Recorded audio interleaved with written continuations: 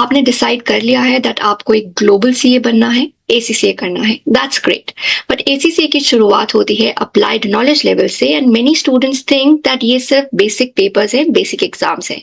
But सच तो ये है दैट आपके आगे का फ्यूचर इसी फाउंडेशन पर डिपेंड करता है। So it's very important to understand the requirements of knowledge level. कितने पेपर्स होंगे, हर पेपर की क्या रिक्वायरमेंट है, किस तरह की स्किल्स की आपको जरूरत है, एग्जाम मोड क्या होगा एंड मेनी अदर डिटेल्स। सो इस वीडियो में कंप्लीट ब्रेकडाउन करते हैं नॉलेज लेवल का। Stay tuned till the end. So knowledge level is the very first or the entry level of ACCA qualification. ये beginners के लिए डिजाइन किया जाता है जिन्हें अकाउंटिंग और फाइनेंस की नॉलेज नहीं होती है.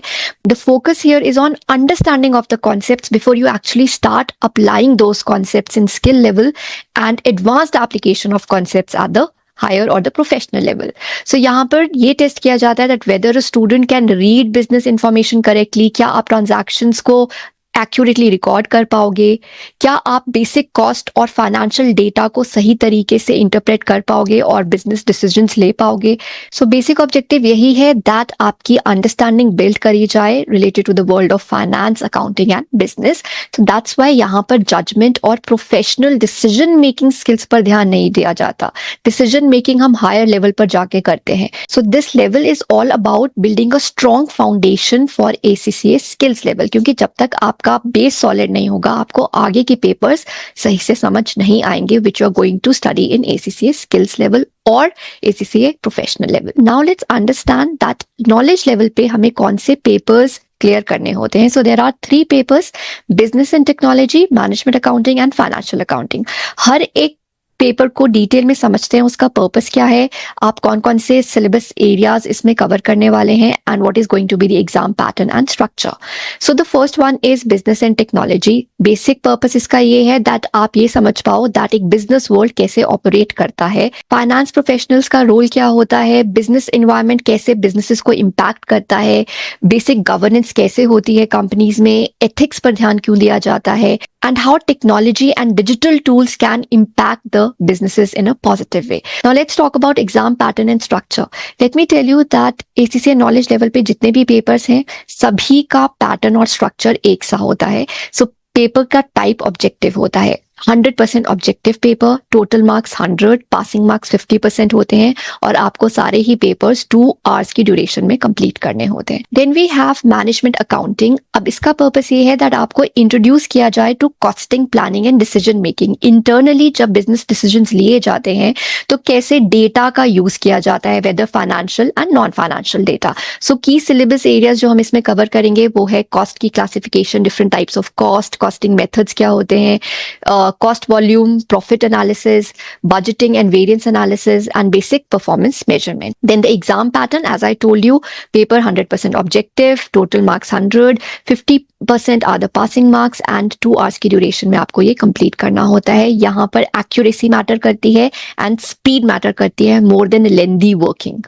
Then the third paper is FA, Financial Accounting, and यहाँ पे purpose है that Financial Accounting fundamentals को strong किया जाए, because जब तक आपके finance और accounts related fundamentals strong नहीं होंगे, basic concepts strong नहीं होंगे, तो आगे के levels पर जो हम papers पढ़ने वाले हैं, for example financial reporting, वो आपको समझ में नहीं आएगा. अगर यहाँ पे आपका base strong होगा, so आपको further papers सही से समझ आएंगे. Key syllabus areas that you're going to cover here are more or less similar to what you study in class 11th and 12th. Double entry system, trial balance and errors, profit and loss statement कैसे prepare करी जाती है, financial statements कैसे prepare करी जाती हैं, depreciation, inventory valuation, एक्रूल्स का concept and financial statements को कैसे इंटरप्रेट किया जाता है. This is what you will understand here. Exam pattern again, paper is objective, total marks 100, passing marks 50% and time duration is 2 hours. यहाँ पे कॉन्सेप्ट्स की clarity matter करती है, अंडरस्टैंडिंग मैटर करती है more than just mugging up the formats. Formats तो सही होने चाहिए, प्रेजेंटेशन सही होनी चाहिए, बट कॉन्सेप्ट्स भी क्लियर होने चाहिए. So I hope you are clear with the requirements of every paper. Now let's understand the detailed structure or the pattern of every paper. So जो हमारा BT paper होता है, Business and Technology, it is divided into 2 sections. Section A, that will be for 76 marks, and Section B, which will be for 24 marks.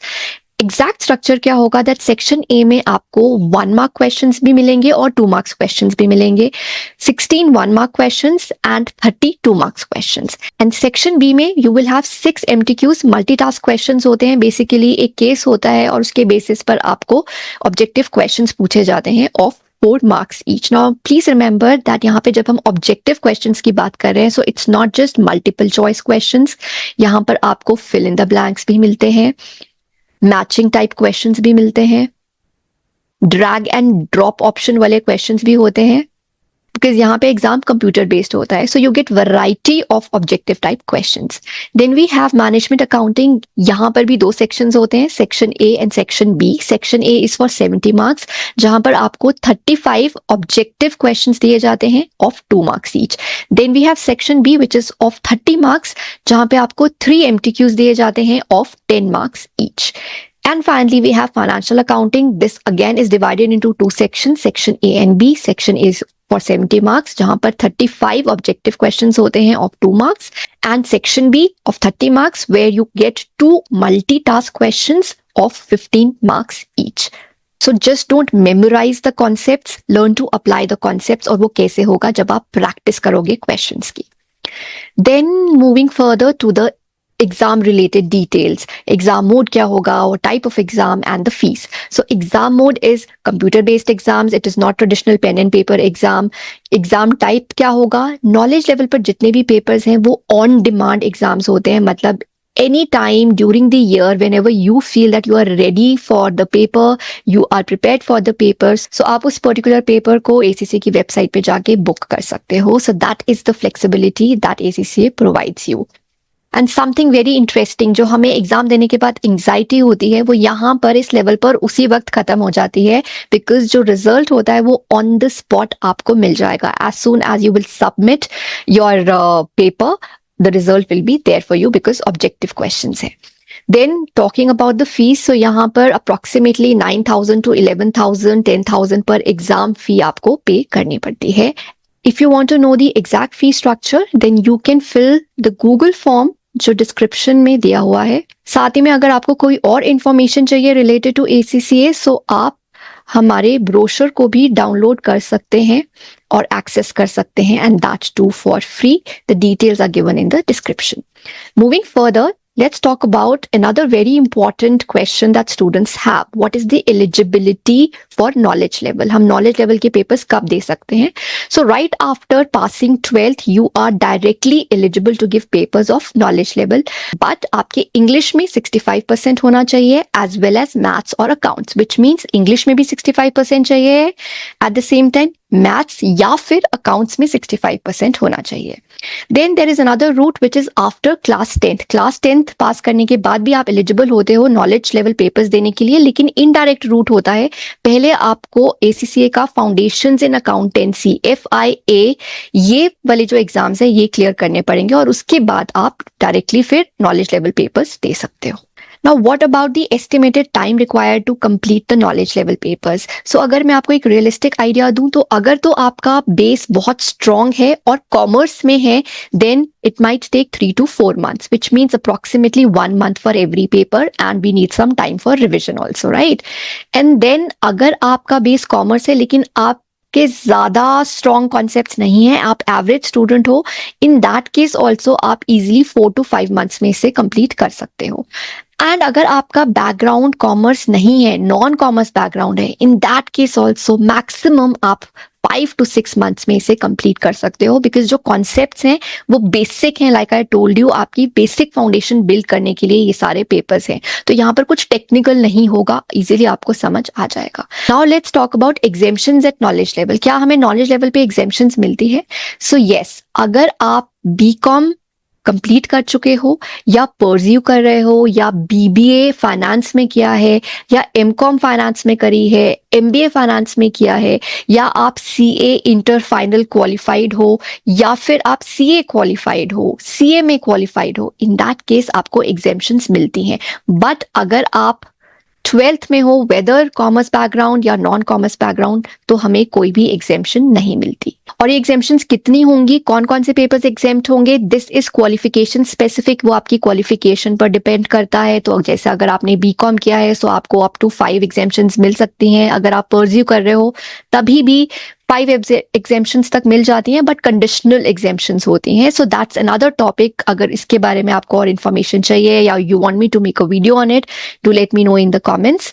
And finally, जब आपके knowledge level के 3 papers clear हो जाएंगे, उसके बाद आप प्रोग्रेस करोगे टू अप्लाइड स्किल्स लेवल। इसकी डिटेल्स हम नेक्स्ट वीडियो में डिस्कस करेंगे। बट डू रिमेंबर दैट अगर आप नॉलेज लेवल के कॉन्सेप्ट्स को स्ट्रॉन्ग कर लेते हो, then applied skill level will become much easier for you. But if you are taking knowledge level casually, then applied skills level समझना आपके लिए थोड़ा मुश्किल होगा।